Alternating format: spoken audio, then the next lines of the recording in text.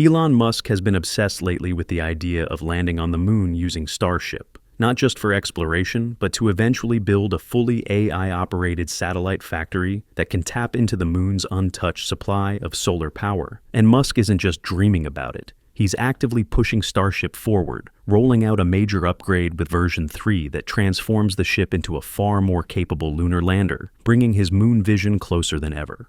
So, what exactly did SpaceX change in Starship V3 to make this mission possible? Let's dive into it in today's episode of Alpha Tech. Elon Musk once explained why he became the richest person in the world. On X, he said, "A reminder that rapid evolution of technology is the only way to win. Those who don't innovate rapidly are doomed to fail." And he's right. It's all about upgrading, innovating, and pushing forward every single minute, every single second, without ever slowing down. Take Tesla, for example. In terms of hardware, it's not dramatically different from many other electric cars. But Musk pushed it to a completely different level, turning it into a smart, AI-driven vehicle that's now racing toward full 100% self-driving. That vision alone has put Tesla far ahead of most competitors. And the same mindset applies to rockets. Even though SpaceX already has Falcon 9, the most reliable and successful medium-lift rocket on Earth, they still pushed forward and built Starship, aiming for something far more powerful, more efficient, and dramatically cheaper. In fact, affordability has always been the real game changer. Back in the Apollo era, from 1961 to 1972, a single seat to space cost about $390 million. Today, SpaceX's Crew Dragon, far more modern and far more comfortable, brings that price down to roughly $55 million per seat. And the interesting part is, even with such a massive price drop, it still turns a profit. Musk understands this core principle better than anyone. That's why he recently shared an even more ambitious dream in a rather cryptic post.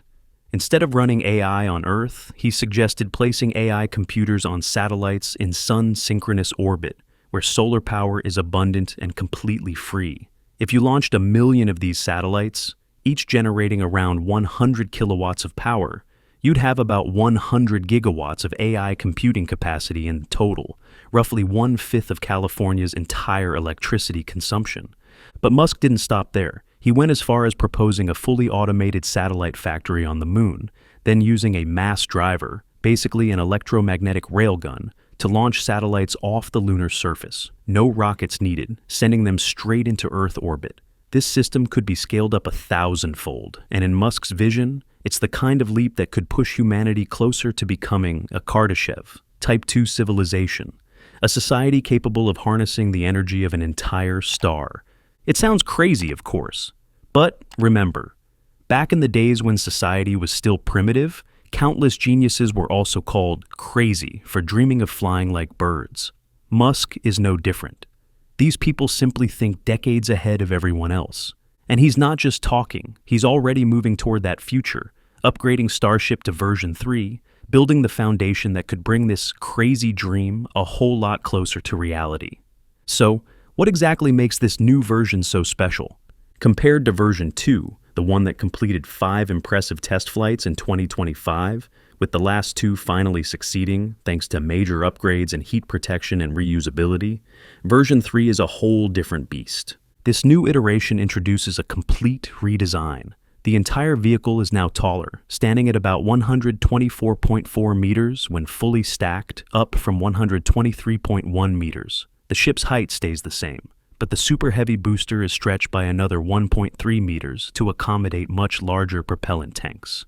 And when you look closer at the booster, you can see how far SpaceX is pushing the limits. It now carries 33 upgraded Raptor 3 engines. Each one produces up to 280 tons of thrust at sea level, a huge jump from the Raptor 2's 230 tons. And it doesn't stop there. The Raptor 3 has been simplified dramatically. While a Raptor 2 weighs around 1,670 kilograms dry, the Raptor 3 is down to roughly 1,525 kilograms, with some internal sources saying the later batches have even dipped below 1,500.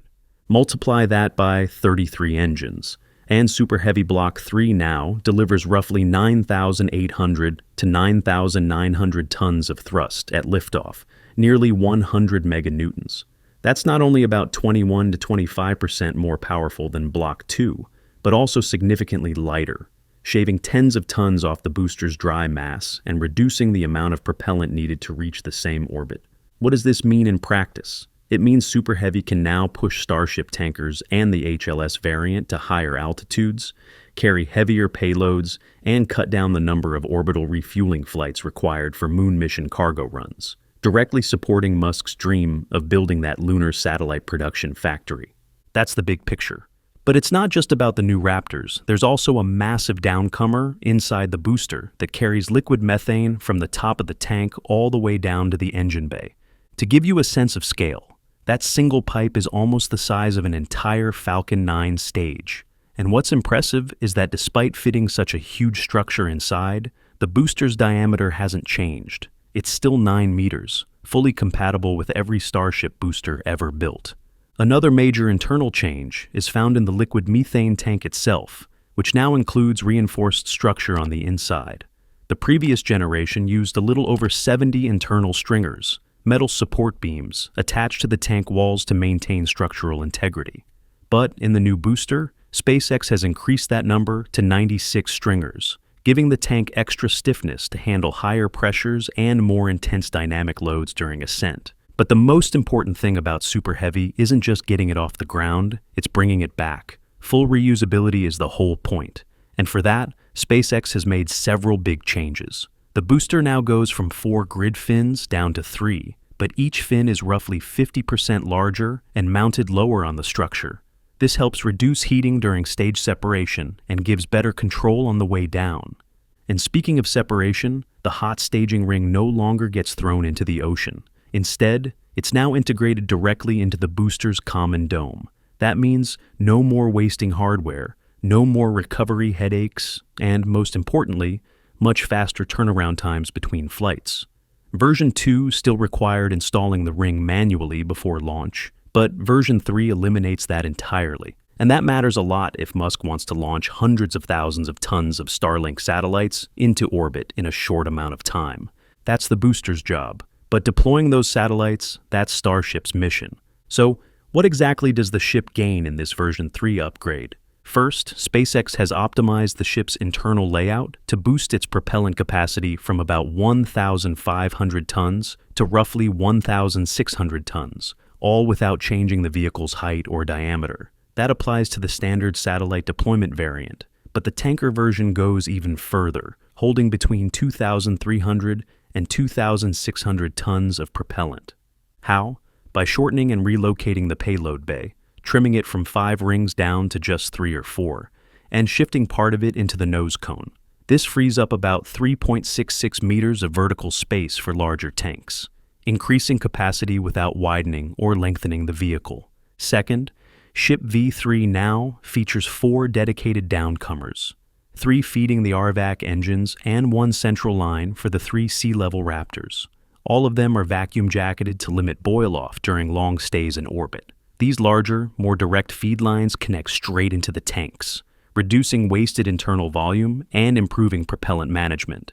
And that extra propellant really matters. With its tanks fully topped off in low Earth orbit, a refueled Starship can carry enough delta V to reach Mars.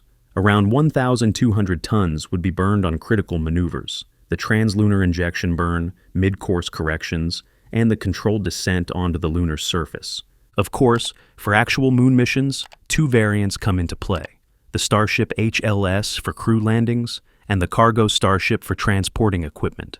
By the time an HLS or cargo ship arrives in lunar orbit, it's expected to still have around 300 to 400 tons of propellant left, enough to land a 100-ton payload safely and still keep reserves for the ascent back off the moon after the mission is complete. So even though V3 increases total propellant by only about 100 tons, that small upgrade provides the extra energy needed for precision maneuvers, stable landings, and, ultimately, the first uncrewed lunar missions SpaceX is targeting for 2026. But reaching the point where you can build a factory on the moon is still a long way off. Right now, SpaceX needs to focus on the immediate goal: getting satellites into orbit as fast as possible so they can start tapping into that free solar energy to power their AI systems in space. And that's why, in version 3, Starship gets a major upgrade in one of the most critical areas of all, its heat shield, the single component that decides whether Starship can be reused hundreds of times or not. For this new generation, SpaceX is believed to be testing a multi-layer thermal protection system, and at the center of it is something the community, and even some SpaceX engineers, jokingly call the crunch wrap. It's a flexible, ultra-heat-resistant composite layer placed directly beneath the ceramic hex tiles and into the gaps between them. While SpaceX hasn't revealed the exact recipe, many analysts believe it's made from ultra-fine silica fibers mixed with a high-temperature polymer and coated with a special carbon-phobic layer. The whole thing is only about 4 to 8 millimeters thick. During installation, the crunch wrap layer is applied wet onto the stainless steel skin. Then, the hex tiles are pressed into place, squeezing the material outward so it folds over the tile edges, sealing every gap, almost like wrapping a real Taco Bell Crunchwrap Supreme.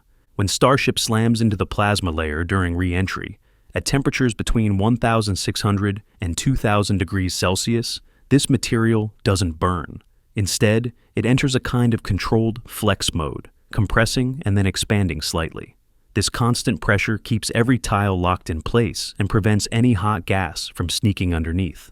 And that's crucial because beneath that thin stainless steel skin lies wiring, avionics, plumbing, and critical components that cannot survive direct heat exposure. As long as the crunch wrap protects the steel, everything inside survives. All of this will be put to the test on Starship Flight 12, expected to lift off in the first quarter of 2026. This will be the very first test flight of the brand new Block 3 variant. The mission?